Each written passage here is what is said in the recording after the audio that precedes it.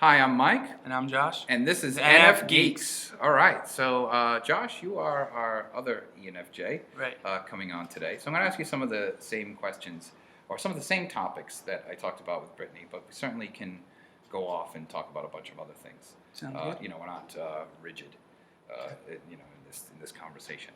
So I'm going to start off with the same stuff I talked about with Brittany, and that is that one of the stereotypes about ENFJs, or stereotype may be a little strong, generalized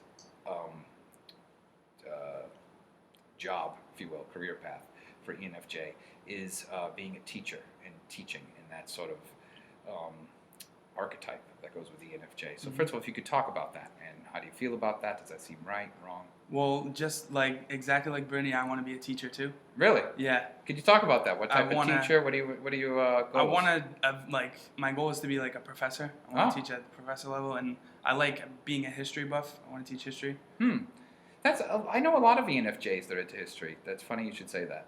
That connects with me. Especially like ancient history. Oh, I love ancient history. Yeah, I think that's something very NF there with ancient history. You know, there's legends, like, you know, is the legend real, you know? Yeah, it's that type of thing. You know, it doesn't matter. Right, myths, say it could have happened. The Iliad, sure, it happened just like that. Achilles, Hector. Achilles is actually my favorite hero. Really? Yeah. Oh, that's good. See, we just had an NF thing happen. You know, I could have brought up any myth. I could have said Gilgamesh, but no, I said Achilles. That's great. So what, why is that important to you to be a teacher? What are you trying to accomplish in that? Or what's your goals as teaching? Not necessarily personal, but why would you pick that vocation?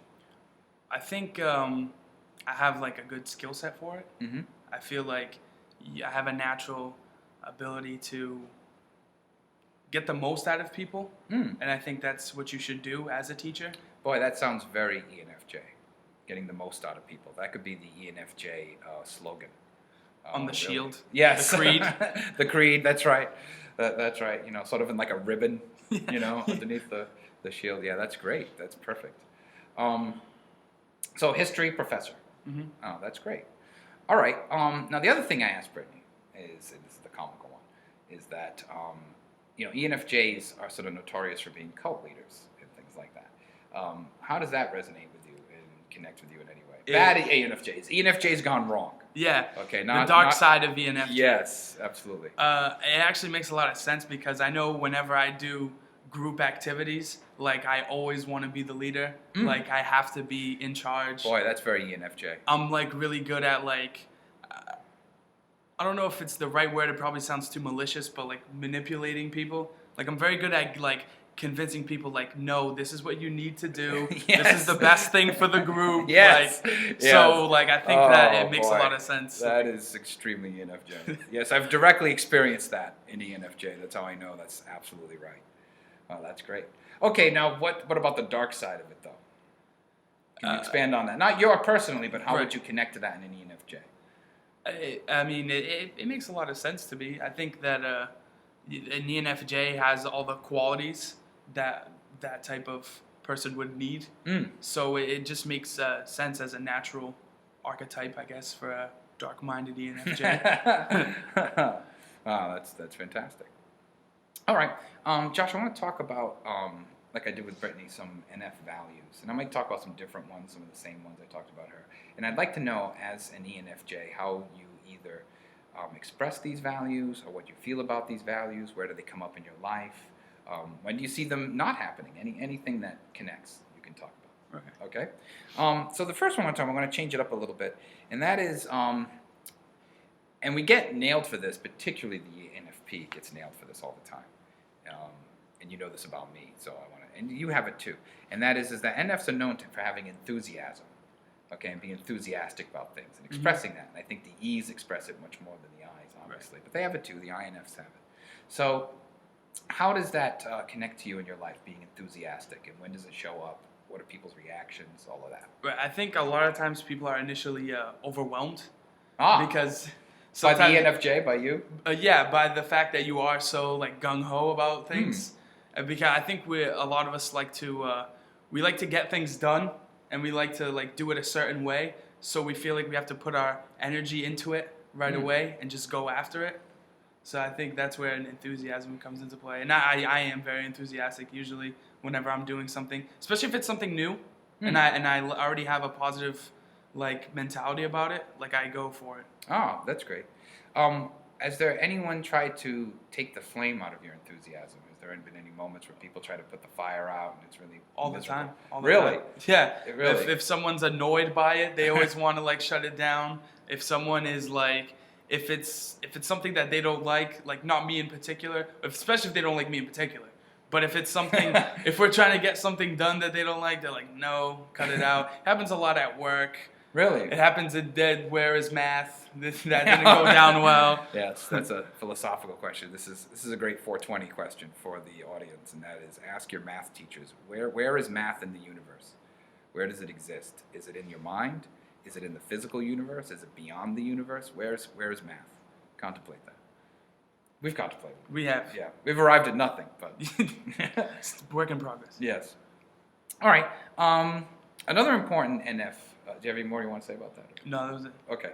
I didn't want to cut you off. Another important NF skill and talent and strength is intuition, the ability to be intuitive about people, things, places, moments. And I'd like you to speak about that. Well, when you've had some more intuitive moments about things going on.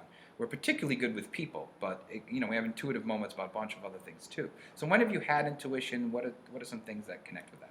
Like I always actually have them. Like I have moments like him. I don't know if it's like deja vu or something, but I have stuff like I always think like, oh, I really hope this isn't going on, and then like I arrive somewhere and I'm like, ugh. Like yeah, it's exactly what I pictured. Like I always have things. I always have. So like, it's doom. Sometimes. Yeah. Sometimes it's positive. Like I'll always like go to text someone and they're like, oh, I was just thinking about you. Or, Right. like, I was talking about that with Brittany. I know. Or like it'll happen. Like today, I thought I saw a friend of mine. So like, oh, I just drove by you, and they're like, no, that wasn't me. And I'm like, but they were doing this, and they're like, oh, I'm doing this too, but it wasn't me. Like I'm somewhere else. So like, I don't know, weird stuff like that. Wow, yeah, that's great. It makes a lot of sense. It's like you saw them in time. Yeah, You as know? if they were there for me to identify them, but not really. And it happens like a lot too with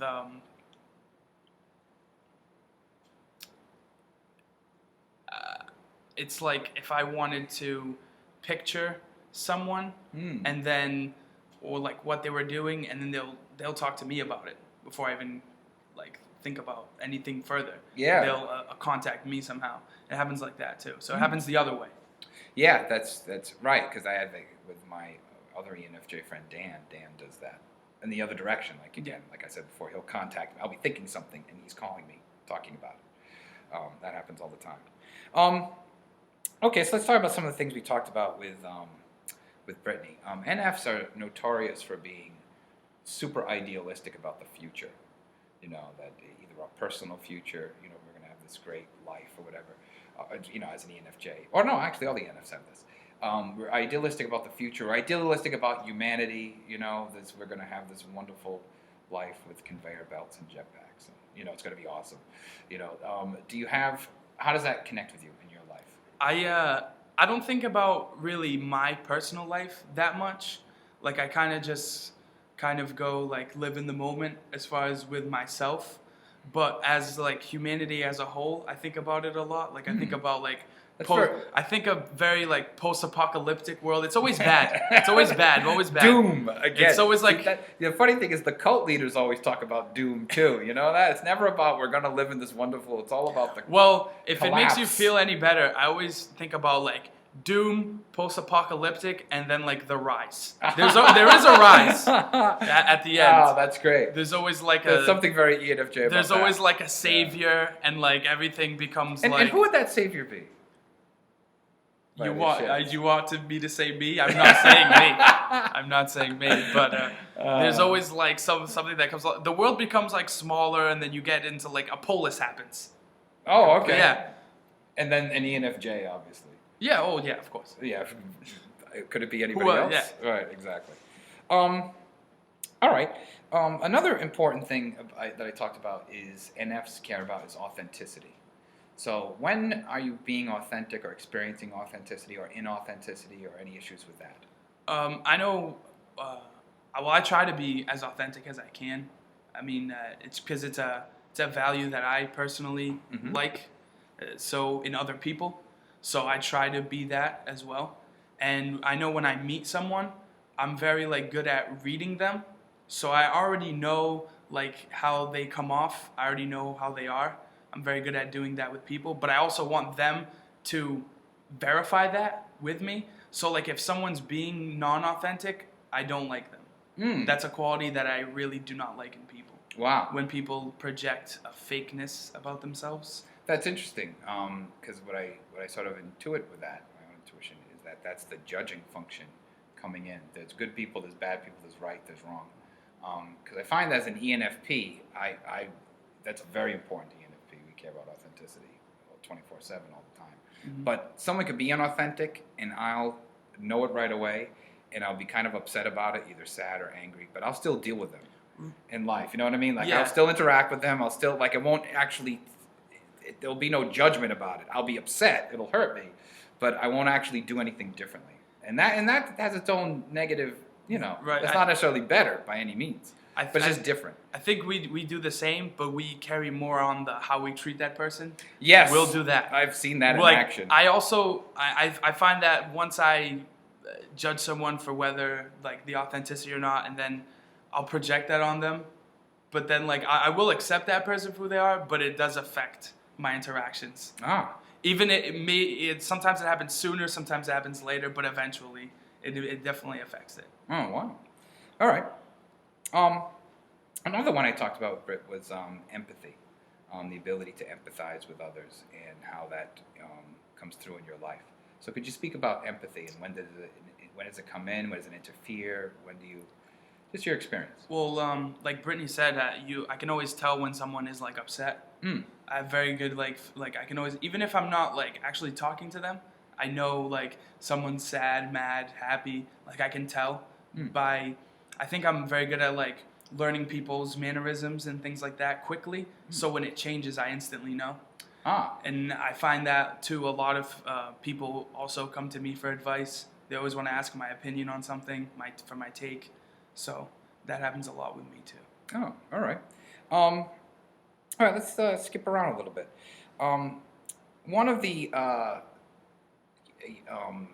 things that NFs like to see themselves as, and I have this too, because you'll see it in me too, is that we want to be sage-like, meaning that we don't necessarily want to be, and this again comes from David Kiersey, we don't want to be wizards like the NTs who want to like wield the universe and kind of capture their power.